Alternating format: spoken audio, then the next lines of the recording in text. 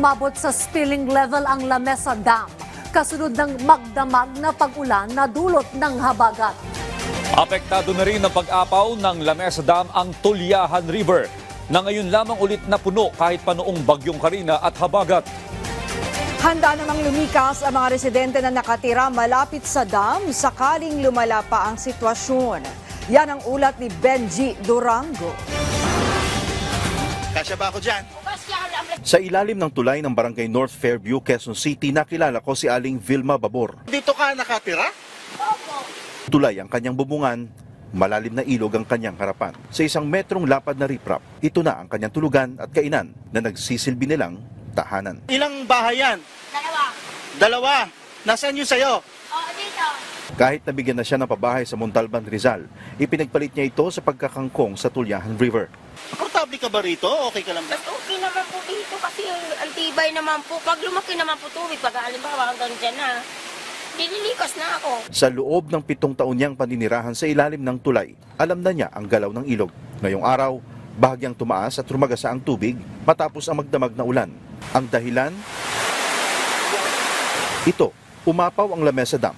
Sabi ng Pag-asa kaninang umaga, umabot sa 80.20 meters ang water level ng Lamesa Dam. Lampas na sa normal high water level na 80.15 meters. Walang gate ang Lamesa Dam. At kapag tumataas ang level ng tubig dito sa dam na ito, tumatapon ang sobra-sobrang tubig dito sa tinatawag nilang spillway. At ang nakikita niyong malakas na agos o tapon ng tubig mula sa dam ay resulta ng magdamag na ulan. At ang sobra-sobrang tubig ng dam, ibinubuhos pababa ng Tulyahan River. Ngayon lang daw ito uli na puno kahit noong Bagyong Karina at habagat. At kung magtutuloy-tuloy ang ulan ngayong araw, Barangay North Fairview ang unang maapektuhan. Kasunod ang Valenzuela at Malabon.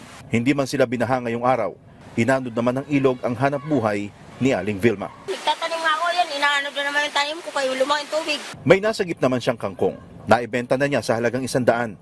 Ito ang kanyang pagkakasyahin hanggang bumuti ang panahon at bumaba ang tubig sa Tulyahan. Dito na pumatak ang luha ni Aling Vilma.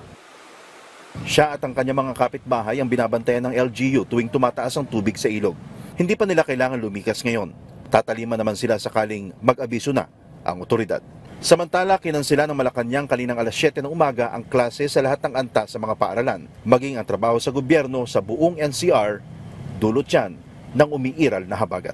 Benji Durango, para sa Pambansang TV, sa Bagong Pilipinas.